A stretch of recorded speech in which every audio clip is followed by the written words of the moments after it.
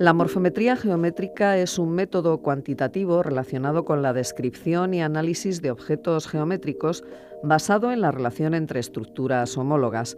De la biología ha pasado a la arqueología y aunque desde 1980 se intentaron algunas aproximaciones para las estructuras megalíticas similares a las de Stonehenge, no ha sido hasta la última década que se ha comenzado a aplicar de una forma más generalizada en arqueología. Para hablarnos de la morfometría geométrica aplicada a la arqueología, contamos con Julia Aramendi Picado, investigadora en formación del Departamento de Prehistoria, Historia Antigua y Arqueología de la Universidad Complutense de Madrid e investigadora del Instituto de Evolución en África de la Universidad de Alcalá de Henares. Y contamos también con José Manuel Maillo Fernández, que es profesor de Prehistoria en la UNED.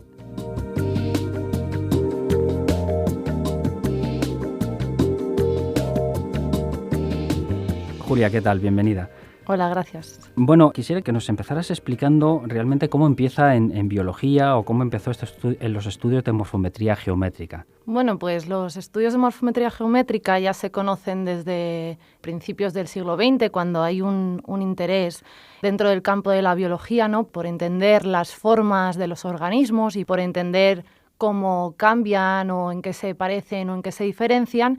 Pero claro, son unos estudios a principios del siglo XX que son como mucho más básicos, que se basan en la toma de medidas lineares, ¿no?, como puede ser la longitud, el ancho o la profundidad de un organismo en concreto, pero ya ahí se empieza a desarrollar también un interés por visualizar los cambios que existen dentro de los organismos biológicos.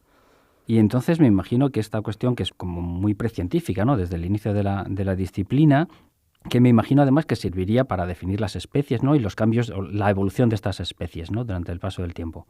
Sí, se usa mucho para estudiar cambios dentro de las especies o cambios también que tengan que ver con una adaptación a un entorno en concreto. Y entonces esto pasa también dentro de lo que es la biología al mundo de la paleontología en un momento muy concreto, ¿no? Y nada, es un poco para visualizar eso. Ajá. Y me imagino, claro, en estos primeros momentos, pues las tomas son manuales, con un metro, un calibre, etcétera.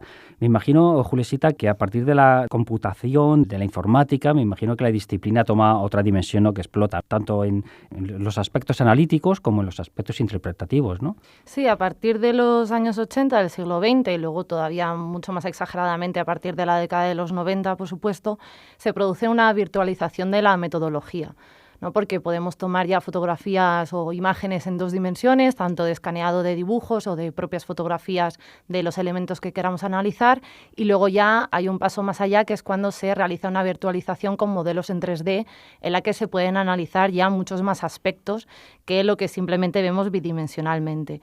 Entonces, aquí ya pasamos de tomar simples medidas lineares a tomar una serie de puntos que se conocen en este mundillo como landmarks, que lo que contienen son coordenadas, que depende de si estás trabajando en 2 dimensiones o en 3 dimensiones, pues contendrán coordenadas de 2 o 3 dimensiones, ¿no? Entonces, a partir de la relación que tienen estos puntos entre sí, obtienes información aparte de las propias medidas lineares que en su momento se tomaban con metros o con calibres o lo que fuera en cada caso. También tienes más relación con respecto a la morfología general o a la estructura general de aquel organismo que estés estudiando.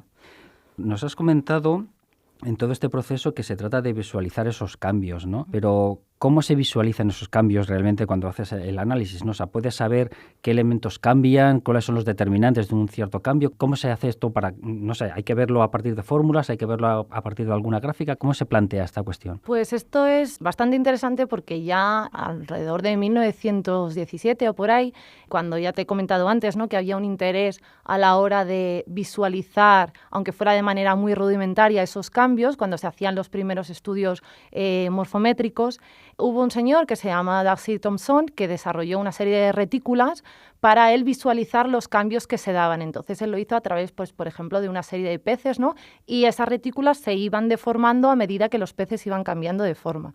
Entonces esto lo que se hizo fue adaptarlo, computerizarlo, y esas mismas retículas de deformación se usan ahora en computación para ver los cambios. Y esto lo puedes hacer tanto en 2 dimensiones como en 3 dimensiones. Es decir, que si tú estás analizando, por ejemplo, cambios en una población a través de cráneos que te has encontrado en un yacimiento y tienes individuos de distintas edades, pues puedes visualizar. Probablemente te saldrán los individuos más jóvenes en un área de tu gráfica y los individuos más adultos en la contraria.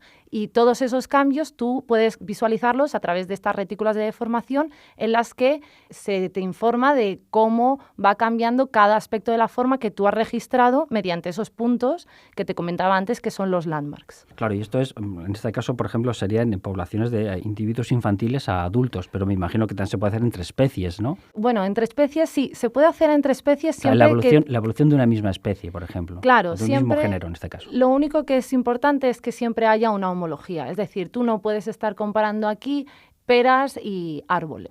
Tiene que ser algo en lo que tú siempre encuentres una homología y siempre seas capaz de identificar los puntos en todo lo que tú estés analizando. Es decir, que si son cráneos, puede ser cráneos de distintos primates, pero cráneos en los que siempre tengas los mismos puntos a identificar. Claro, lo has hablado ya varias veces, la cuestión de los puntos, ¿no?, para realizar los análisis. Desde un punto de vista metodológico, además, ¿qué más haría falta? O sea, ¿cuáles serían los elementos más esenciales, ¿no?, para realizar morfometría de...? Aparte de esta homología, que siempre es necesaria y siempre nos tenemos que plantear a la hora de tomar esos puntos también qué es lo que queremos contestar, cuál es nuestra hipótesis de partida, no vale poner esos puntos porque sí.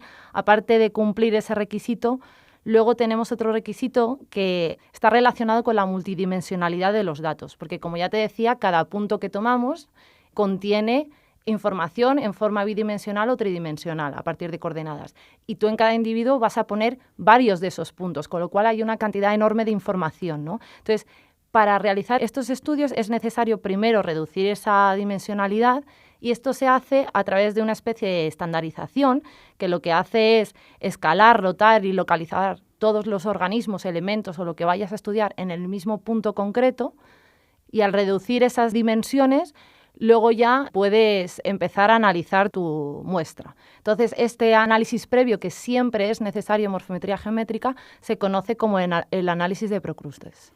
Esto es el del mito.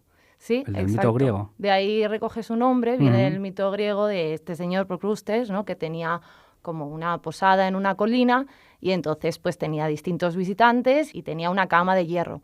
Entonces, pues si el visitante era mucho más grande que la cama, pues cuando el visitante se dormía, Procrustes iba y le cortaba las manos o los pies para que encajara perfectamente en su cama. Si era muy pequeño, pues lo que hacía era lo contrario, lo estiraba hasta que encajara perfectamente dentro de su cama. Entonces, el análisis recoge de ahí ese nombre, porque lo que hace es eso, estandarizarlo todo hasta el punto en el que minimizas tanto las diferencias que ya solo estás viendo las diferencias en lo que se conoce como forma pura, que esto en castellano es difícil explicarlo porque nosotros la palabra forma incluye de cierta manera el tamaño, pero en nuestra mente tenemos que quitarlo. Esto en la terminología en inglesa es mucho más sencillo porque tienen dos palabras para referirse a eso. ¿Qué son? Shape, que sería la forma sin el tamaño, y form, que se refiere a la forma con el tamaño incluido. Y nos has hablado ya varias veces de virtualizar, de toma de datos. ¿Implica esta metodología que es una metodología cara? Y por otro lado, ¿requiere además este tipo de análisis mucha infraestructura o mucha formación específica para realizar este tipo de... no ya la interpretación, que eso es otra cuestión, sino la toma de datos?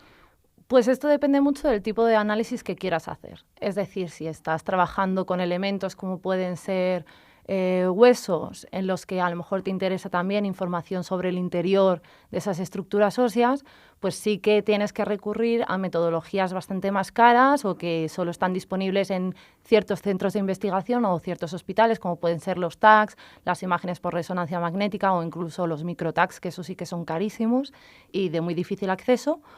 O luego también hay otras opciones que son mucho más accesibles para no cualquier público quizás, pero sí que para los estudiantes, ¿no?, como puede ser un escáner láser, que ya en muchas universidades vemos que tienen algunos.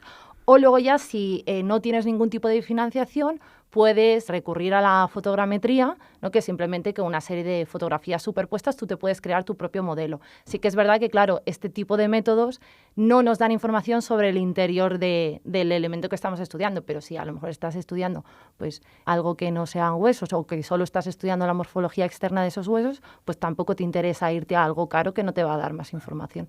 Claro, o sea, todo depende de la hipótesis de partida que tengamos, ¿no? Y de las posibilidades de desarrollar cada uno, esa infraestructura. Pero, Julisita, la mayoría de los comentarios que has hecho sobre biología, sobre paleontología, pero tú eres arqueóloga. ¿Cómo aplicamos esta metodología en arqueología? ¿Desde cuándo se empieza a utilizar? ¿Qué desarrollo tiene? ¿Qué posibilidades? A ver, sí que es cierto que se empieza a desarrollar en biología, pero de ahí el paso natural, obviamente, es empezar a aplicarlo en paleontología y en estudios de evolución humana, que también son arqueología, aunque mucha gente no lo tenga en mente. Entonces, ese es el paso natural y el más claro y evidente, ¿no? Porque ahí trabajamos también con elementos anatómicos y directamente solo tienes que traspasarlo de cualquier tipo de especie a la especie humana, porque también somos animales, que eso muchas veces la gente tampoco lo tiene claro. Se nos acaba olvidando, sí. Y sí que es verdad eso, que lo de los landmarks, los puntos que ponemos, homólogos, para luego poder describir los organismos o las formas que estamos intentando analizar, sí que tienen una descripción que viene del campo de la biología directamente y que sigue los requisitos biológicos, pero podemos hacer una adaptación hacia la arqueología. Mucha gente, muchos arqueólogos han tenido miedo de dar este paso porque no lo tenían muy claro, pero ya estamos viendo en los últimos años, sobre todo en los últimos 5, 6, 7 años, que ha habido un repunte dentro de lo que es el estudio de morfometría geométrica aplicado a la arqueología. Tenemos ejemplos aplicados a industria lítica, arte rupestre. También se han hecho avances dentro de lo que es el análisis de las marcas tafonómicas, es decir, de marcas de corte, de percusión o de animales que se han infligido sobre huesos que habrían sido consumidos por especies anteriores a la nuestra, ¿no? Y eso nos está permitiendo identificar hasta un punto mucho más concreto ciertas características de esos elementos que nos aparecen recurrentemente en arqueología. Yo, lo que conozco de este caso por mi disciplina, la industria lítica, son pues estas cuestiones aplicadas a objetos muy estandarizados, como pueden ser los bifaces o como pueden ser las puntas de flecha, efectivamente.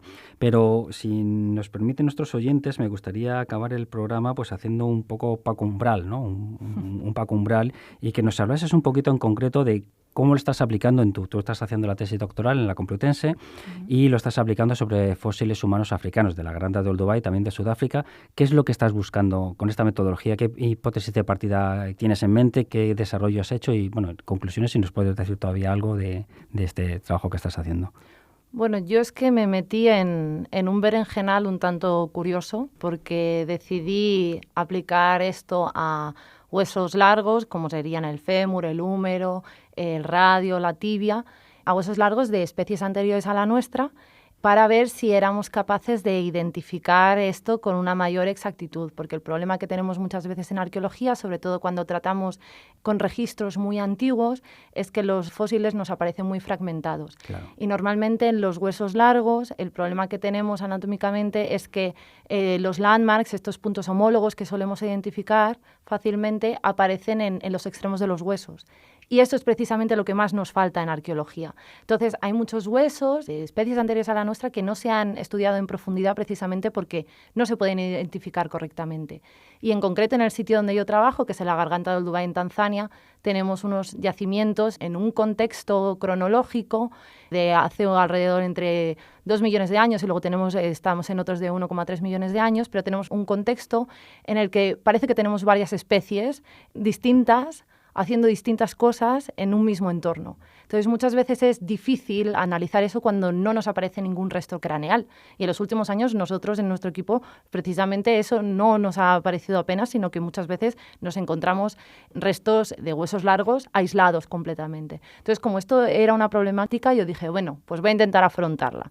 Y aparte de estos huesos que nos salen a nosotros en las excavaciones, pues también he intentado analizar otros que en teoría ya están bien asignados a su especie, para ver un poco hasta qué punto la metodología que estoy desarrollando puede ser útil o no en un futuro. Y aparte de aplicar morfometría geométrica, luego lo que estoy intentando hacer es aplicar algoritmos de inteligencia artificial y de aprendizaje de máquinas para ver si puedo llegar a un grado de exactitud todavía mucho mayor. Oh, qué interesante, la verdad.